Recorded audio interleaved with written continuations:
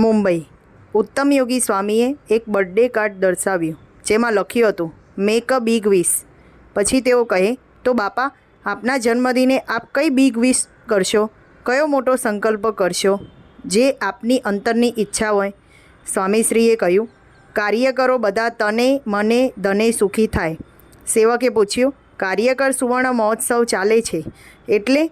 સ્વામીશ્રીએ સંમતિ આપી અને પછી ઉમેરો કરતાં કહ્યું, બધા કાર્યકરો અને હરિભક્તો તને મને ધને અંદર અને બહાર સુખી થાય. એમાં બધું આવી ગયું. કેવી આશ્ચર્યની વાત! પોતાના દિવસે સ્વામીશ્રીએ પોતાના આશ્રિતોની સુખાકારી ઈચ્છી, બીજું કાંઈ નહીં. જ્યારે આપણો જ જન્મદિવસ આવે ત્યારે મોટાભાગના લોકો પોતાની જ ઈચ્છાઓ કરે. નવું ફોન, નવું ઘર, વધુ પૈસા, મોટી સફળતા. મારે શું જોઈએ છે એ વિચાર જ મનમાં ફરે છે. પણ આ પ્રસંગમાં મહંત સ્વામી મહારાજે બતાવ્યું કે સાચી બિગ વિશ એ પોતાની નહીં પણ પોતાની સાથે ચાલતા લોકોની સુખ શાંતિની ઈચ્છા કરવી. ઘરમાં જન્મદિવસ આવે ત્યારે આપણે ગિફ્ટ, પાર્ટી, સેલ્ફી, સ્ટેટસ એ બધામાં વ્યસ્ત થઈએ છીએ.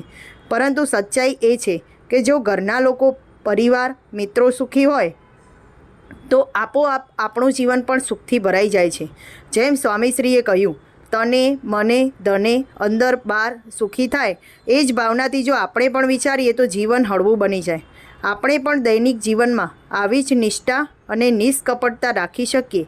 જેમ કે ઘરના સભ્યોની ખુશી માટે નાની નાની ત્યાગ કરવો, મિત્રો માટે સાચી શુભકામના રાખવી, કાર્યસ્થળે પોતાના ટીમના લોકો માટે સકારાત્મક ભાવના રાખવી, કોઈ મુશ્કેલીમાં હોય તો મદદ કરવાનો ભાવ. આવું કરવાથી ખુદ માટે કરેલી ઈચ્છા એ કરતાં વધુ આનંદ મળે છે.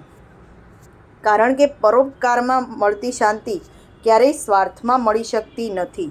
મહંત સ્વામી મહારાજે બતાવેલી સાચી બિગ વિશ એ આપણને શીખવે છે કે મારી ખુશી બીજાના સુખમાં છે. જેને આપણે પ્રેમ કરીએ તેમની ખુશી માંગવામાં જ સાચો જન્મદિવસ છે. જો આપણે પણ આ ભાવ અપનાવીએ તો પરિવાર, સમાજ અને આપણું પોતાનું જીવન બધું જ અંદર અને બહાર સુખી બની જાય.